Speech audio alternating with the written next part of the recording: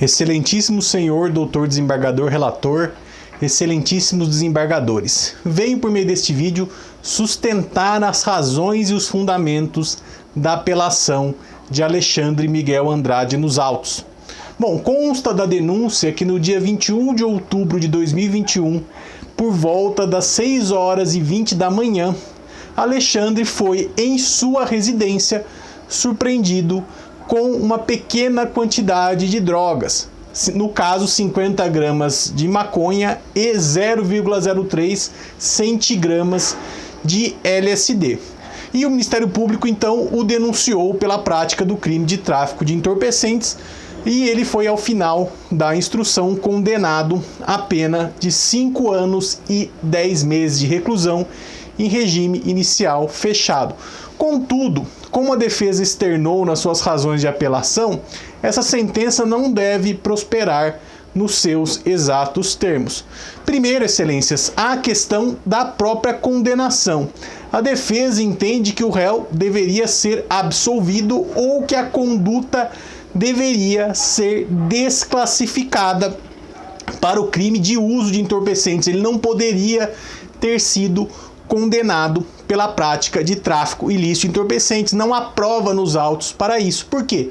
Na verdade, a sentença se baseou numa presunção de que, porque ele fazia parte de um grupo de rateio denominado os Brabos da Crema, que era um grupo onde jovens rateavam pequenas porções de drogas, e que porque foi apreendida com ele essa quantidade de drogas, essa droga seria para venda.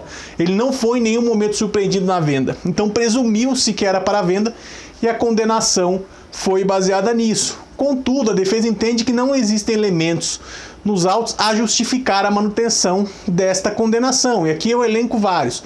Primeiro, o apelante ele tem um histórico de usuário de drogas que foi comprovado nos autos. Ele já tem um histórico antigo de ser usuário de entorpecentes. Além disso, ele não foi surpreendido na mercância, não foi surpreendido na venda das drogas. A quantidade também é bastante pequena, né? 50 gramas de cocaína e apenas 0,03 decigramas de LSD, uma quantidade bastante pequena que é na verdade destinada a uso, né? E que pode assim ser considerada.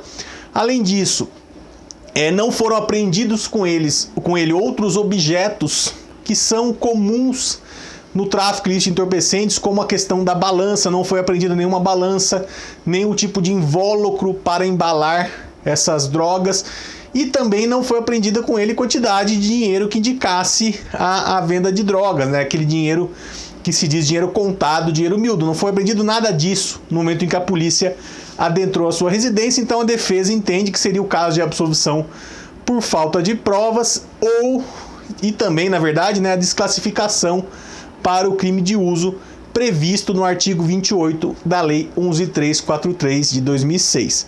Além disso, excelência, a questão da pena, caso vossas excelências entendam ser o caso de manutenção da condenação, a defesa entende que a pena deve ser readequada. No caso concreto, a juíza, na primeira instância, ela aumentou a pena base com o fundamento na apreensão de LSD, do ácido lisérgico, ainda que em pequena quantidade. Ela argumenta que o ácido lisérgico seria uma droga que causa muita dependência e por isso aumentou a pena base em 1/6. A defesa entende que não é o caso, né? Inclusive a jurisprudência do próprio Tribunal de Justiça e também do Superior Tribunal de Justiça é no sentido de que, mesmo que haja o ácido lisérgico, a pequena quantidade não é suficiente para o aumento da pena base. Não é a presença do ácido lisérgico que deve fazer aumentar a pena base. A pena base deve ser aumentada em caso em que há grande quantidade de droga. 10 quilos, 1 tonelada, 2 toneladas, 800 quilos, e não poucas gramas, como é no caso. Então a pequena quantidade apreendida não permitiria esse aumento da pena base. Além disso, excelências, com relação à terceira fase de aplicação da pena, não foi aplicado a causa de diminuição de pena do parágrafo 4º do artigo 33 da Lei de Drogas. Argumentou a juíza de piso que não aplicaria a causa de diminuição de pena, porque a prisão se deu numa investigação desse grupo, os Brabos da Crema, e porque o pai do acusado, no momento da prisão, teria ficado muito nervoso e reprimido o filho, dizendo, nossa, porque você faz isso, como você continua fazendo isso e tal. E aqui tem 2 pontos, excelência. Primeiro, a questão da prisão ter ocorrido, a prisão em flagrante ter ocorrido no âmbito dessa investigação desse grupo de rateio, que é um grupo no WhatsApp mantido por jovens, em que eles compartilhavam drogas, não significa que o acusado se dedique à prática criminosa. Pelo contrário, mostra que ele é um usuário que participava desse grupo. Então, nesse ponto, é inconsistente essa questão apresentada pela sentença, né? O fato, inclusive a jurisprudência, tanto do STF quanto do STJ, diz que as investigações em andamento não podem fundamentar o afastamento do parágrafo 4º, e no caso, na verdade, essa investigação foi o que fundamentou a condenação, porque disse, não, ele faz parte do grupo, então vou condená-lo. Então, nesse sentido, a defesa entende que o argumento é inconsistente, e também é inconsistente o argumento de que o pai teria ficado bravo.